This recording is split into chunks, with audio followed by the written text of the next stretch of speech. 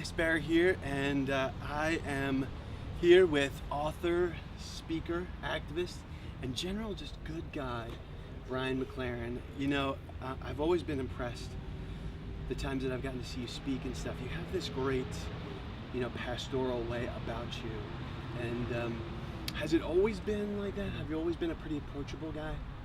Well, I was a pastor for 24 years, Right. so I guess, and I don't know if I became a pastor because I had that sort of spirit or I developed it from the work.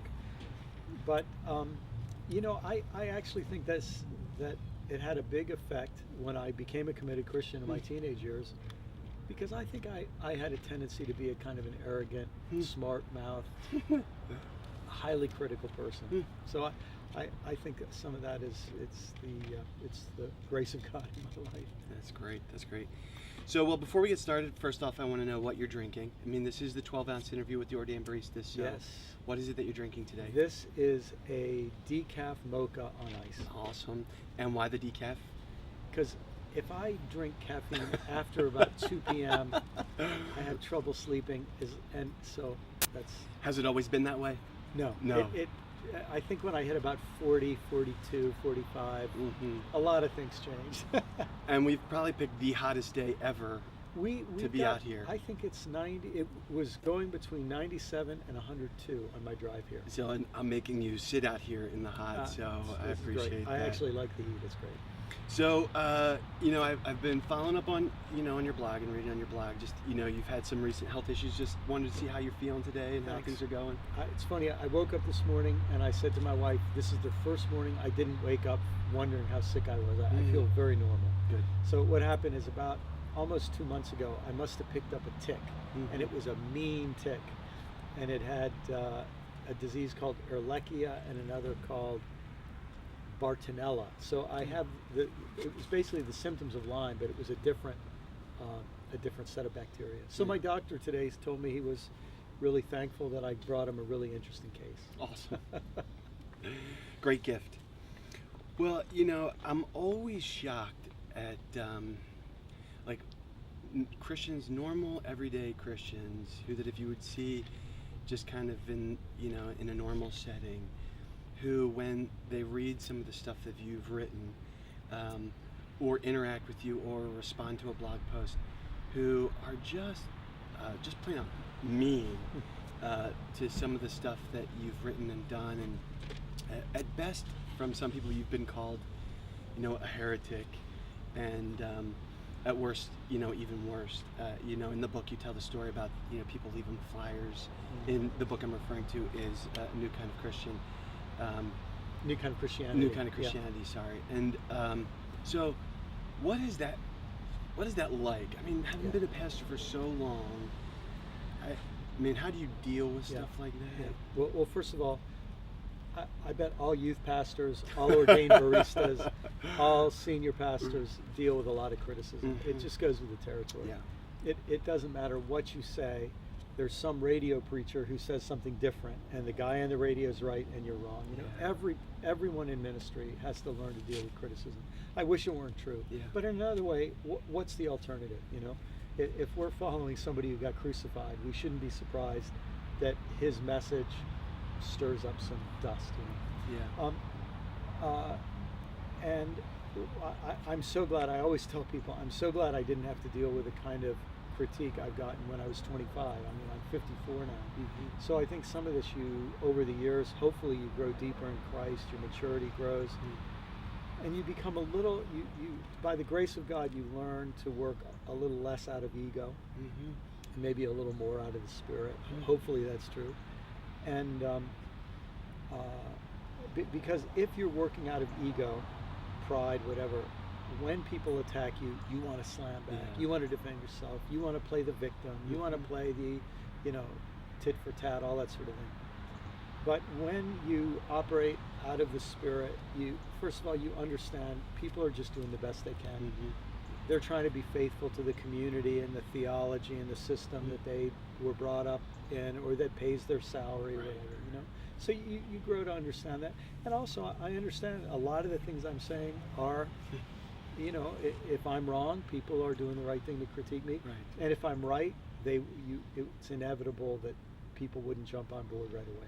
But do you think I mean, obviously, I think it does, but critique and over the line, you know, demonizing you to a person who's a follower of Jesus. It's Sometimes it goes over the line, and I'm always amazed. I think we take steps backwards in Christendom. Yeah. By the way that we handle each other. Well, it's a sign of a lack of confidence when people freak out. Yeah. I mean, if you're confident that you're walking with God, that you're in some way working from truth, it's going to work out. You don't have to, you know, you don't have to freak out. You don't have to be paranoid. But I think if you're fragile and nervous and anxious, you know, then that's the sort of thing that happens. Yeah, Plus, I think we have to realize, I mean, this is the sad truth. It's not just true in Christianity, it's true in Islam, Judaism. Yeah. It's a feature of religion that certain people are paid to be watchdogs. And when they bark really loud and attack really viciously, they're doing what they're paid to do. You know, and they would never use that term, but it's so common across religious traditions. It's almost the identical behavior. Yeah. You substitute different theology, but you watch the same tension. Yeah. Well, that's a good transition as you talk about what you've learned and learning how to handle that stuff with humility. In the preface of your latest book, A New Kind of Christianity, you have this one quote, and I just wanted to ask you about it. Sure. You say, talking about, again, the people who've left you notes and all of that and what you've learned, you say, I wish I knew at the beginning half of what I had learned by the end. And you're talking about your ministry. What is it that you wish you had known? So I'm 40, you know, I'm an old youth pastor, but there are ministers all over the country that I think if you were to encourage them in some way in your years of doing this, you know, what is it that you wished you had learned? Well, first of all, let me say, I think it's fantastic that you're 40 and a youth pastor because seriously, you know, there is something, I think, of bonding a young adult coming of age with a true elder, you know. There really is something beautiful about that. But that's another subject.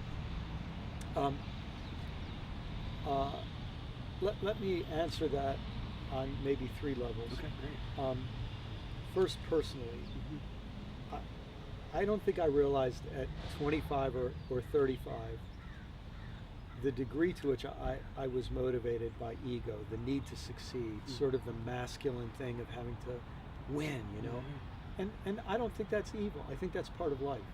But I also think it's one of the things that gets crucified as you go farther along. So what I thought was pure zeal for Christ and zeal for the gospel and all the rest, a lot of it was a lot more deeply tinged than I could have handled at that point, with my own need to succeed and all kinds of internal stuff.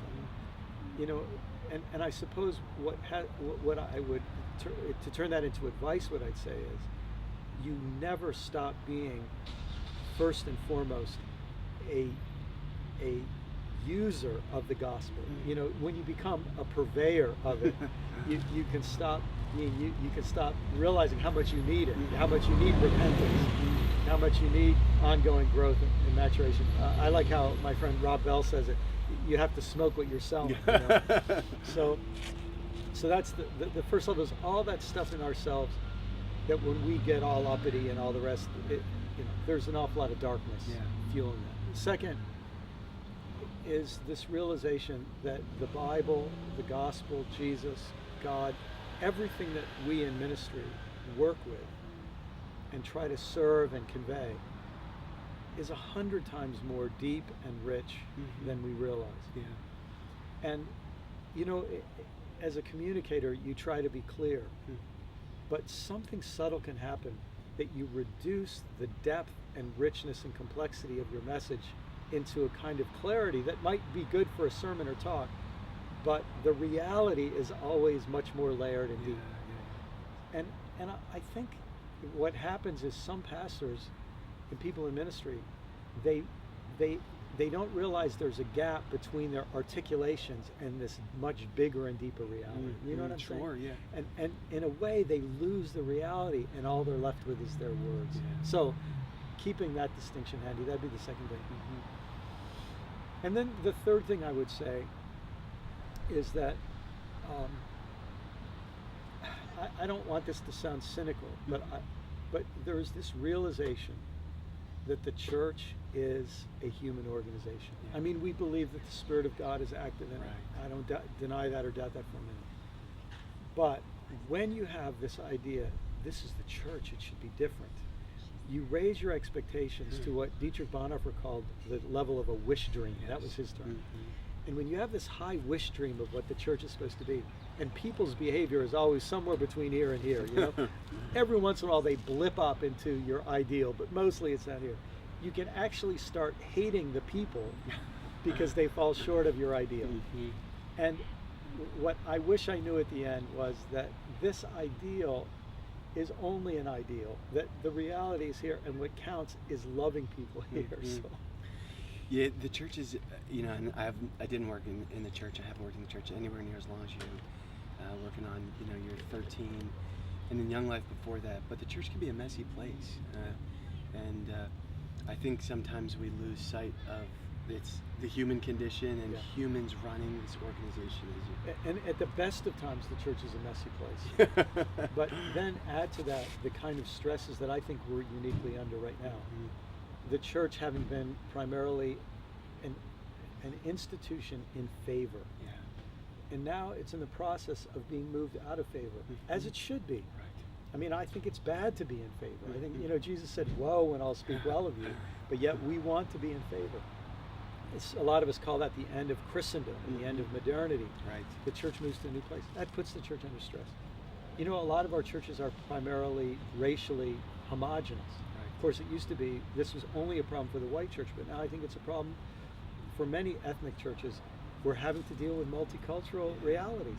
That puts people under stress. Mm-hmm. All kinds of latent racism and all kinds of other ugly things. Add to that, the church is, I think, in the middle of this big transition from a modern to a postmodern context.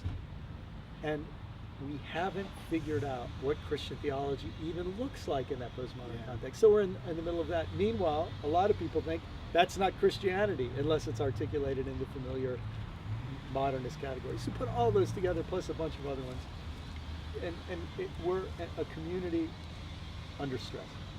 Yeah, I mean, and I think you're right on when you say that stress can bring out really good things and moving us forward. Yeah.